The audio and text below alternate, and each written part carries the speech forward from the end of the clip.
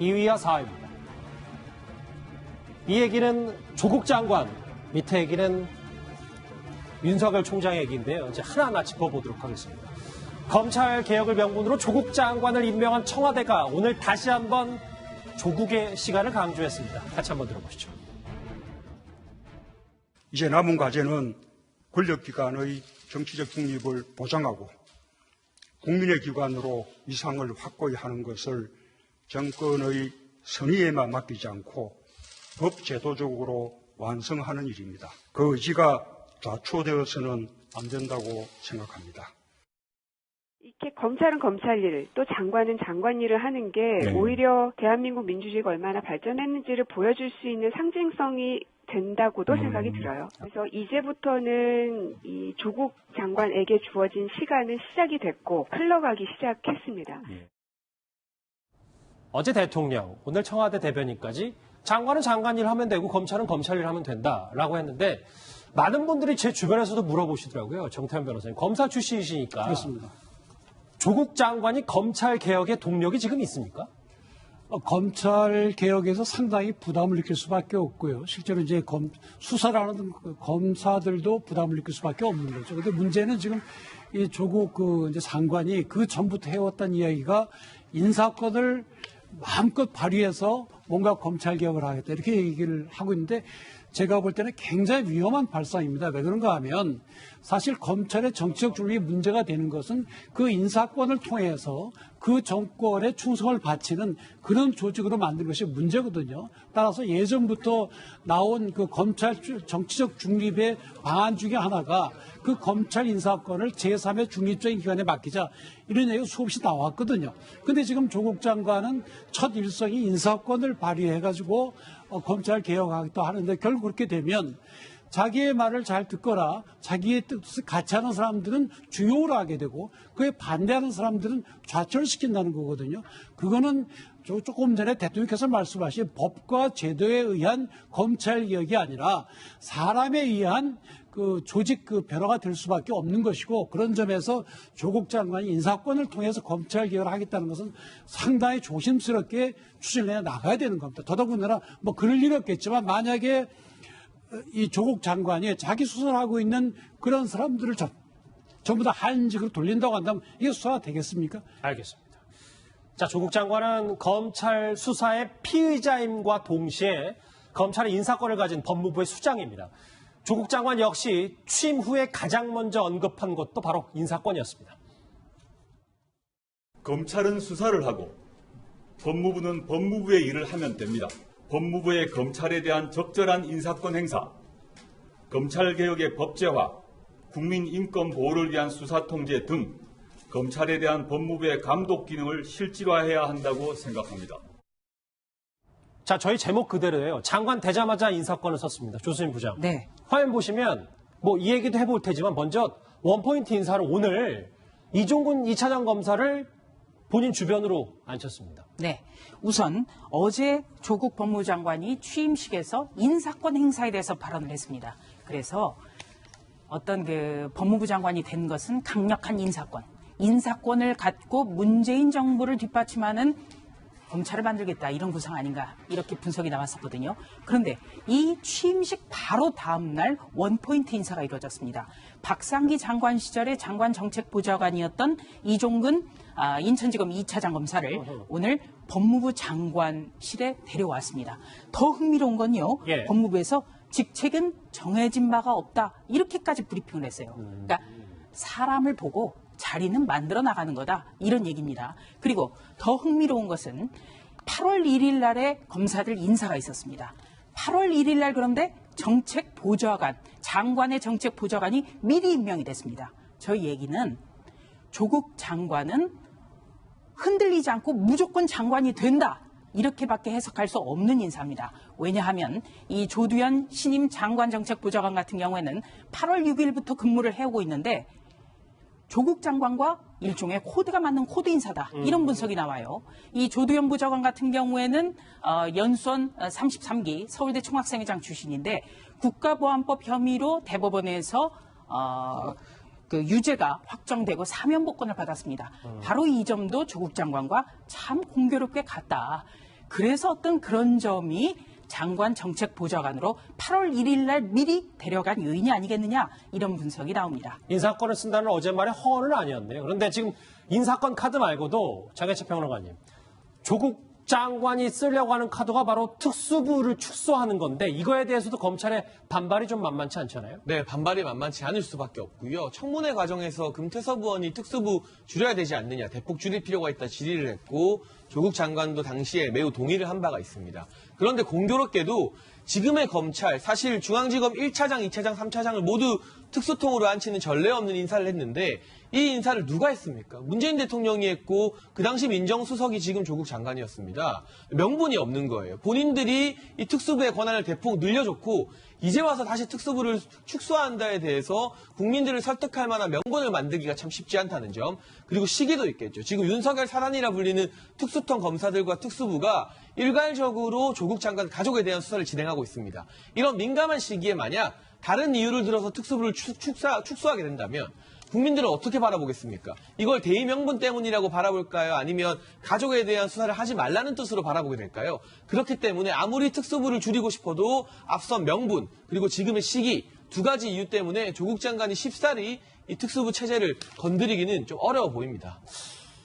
그런데 어쨌든 두 분은 조금 부정적이세요. 그러니까 조국 장관이 검찰 개혁에 얼마나 동력이 있을지. 근데 최진봉 교수님, 반대로 윤석열 총장도 당연히 7년 전에 중수부 폐지를 취재하다 특수통 검사들이 반길 들었다.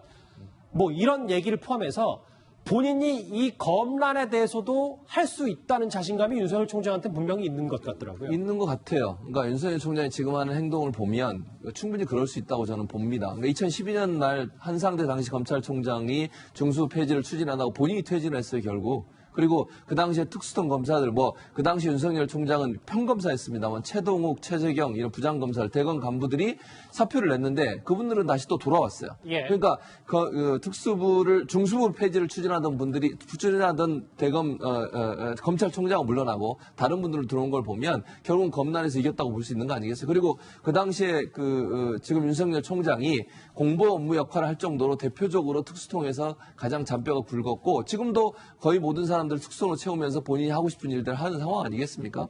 근데 이게 특수통이라고 하는 게 어느 한 정치적으로도 늘 부담이 됐던 부서이긴 해요. 중수부도 마찬가지. 중수부를 폐지한 게 누굽니까? 박근혜 전 대통령이에요. 그리고 반부패 부서 만들었죠. 그러니까 그게 정치권에서 봐서는 이 특수부나 중수부나 이런 부서들이 본인들한테 도움이 될 때도 있지만 또 공격을 받을 수 있는 대상이 되기 때문에 늘 논란이 됐던 부서이긴 해요. 그러나 이제 윤석열 총장 같은 경우는 특수부에 대한 애정이 있고 본인이 또 적극적으로 그 부분에 개입을 했었기 때문에 만약 특수부에 대한 어떤 해체를 시도했을 때는 분명히 거기에 대한 반발을 할 가능성이 충분히 있다고 봅니다. 특수부 문제를 우선 윤석열 총장과 장관과의 세력 다툼이나 그런 걸로 봐서는 안 됩니다.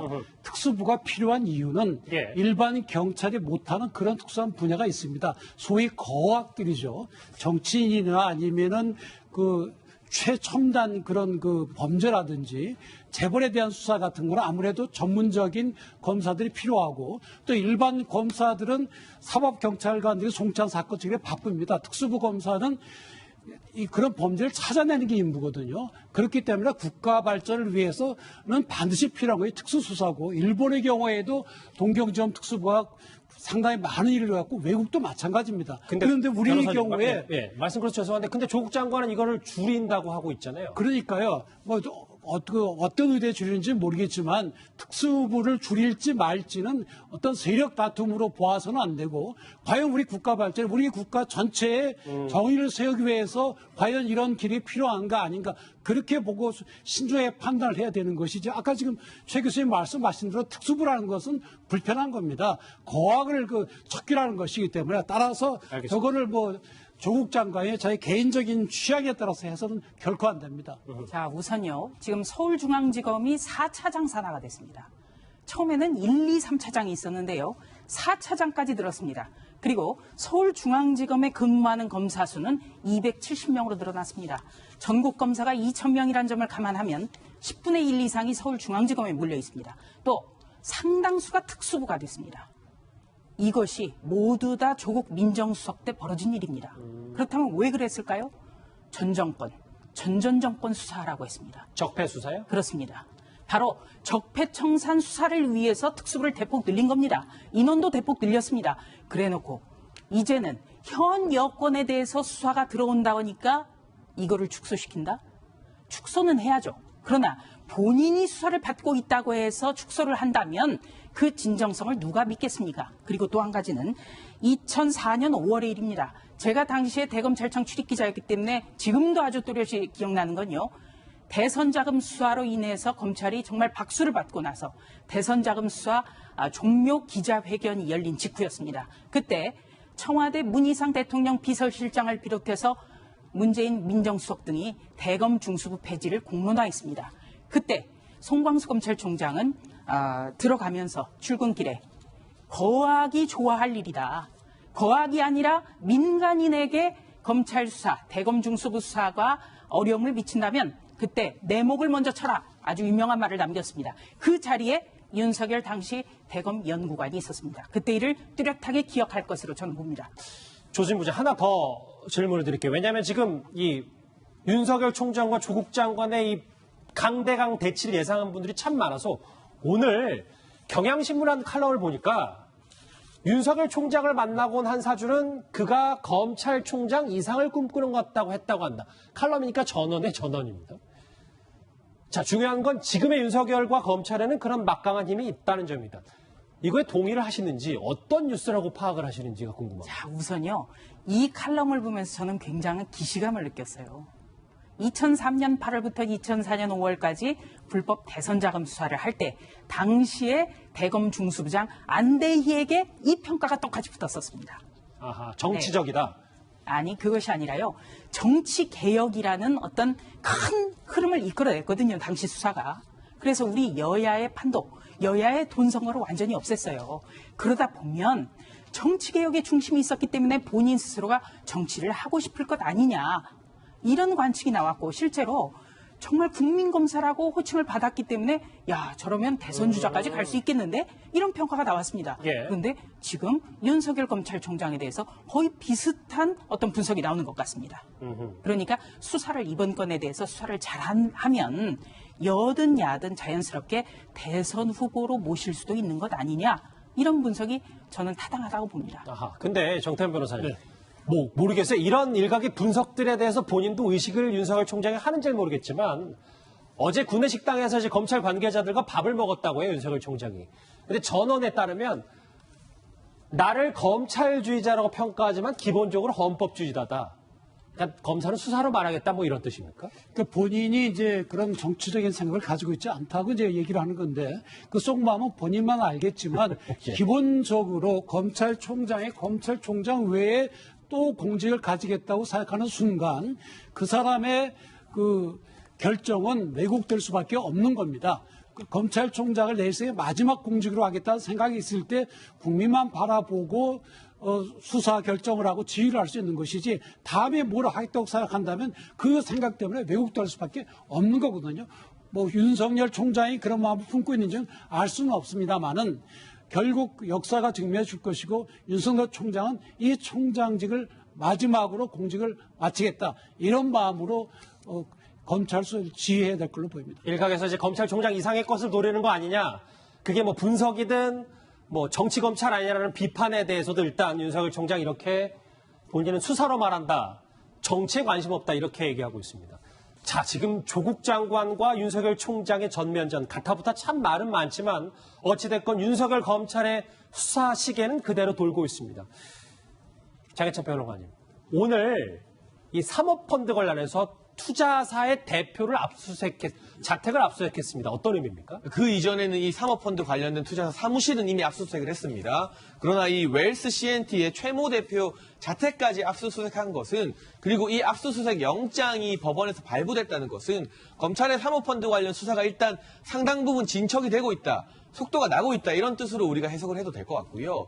이 최모 대표는 처음에 본인과 관련된 논란이 불거지자 무슨 말을 했냐면, 본인은 정말로 조국 장관과 아무런 관계도 없다. 내가 만약 조금이라도 그 부분을 알고 이용했다면 모든 책임을 지겠다는 발언을 했습니다. 그런데 언론 보도에 따르면 최근에 검찰 수사에서는 이 조국 장관의 오촌 조카 등과 함께 긴밀하게 연락을 하면서 조국 장관의 존재도 알았을 가능성이 점점 더 커지고 있는 상황이고요. 자택에서 작은 흐름도 관련된 자료도 포착을 했겠지만 이 조국 장관의 오촌 조카의 어떤 연결성 여부, 그리고 더 나아가서는 조국 장관이나 또 장관의 배우자인 정경심 교수와 이 웰스 시엔트의 최모 대표가 혹시라도 사적인 연락을 하거나 이 펀드 운용 내용이나 투자 내용 같은 경우를 보고를 주고받았다면 그 자체로 자본시장법 위반이 될 수 있기 때문에 아마 그런 부분 조국 장관 가족과 이 최모 대표와의 연결고리를 잡아내기 위해서 자택 압수수색이라는 초강수까지 두게 된 것 같습니다. 말씀처럼 지금 이 사모펀드 핵심이 오촌 조카잖아요. 네, 최진봉 교수님. 네.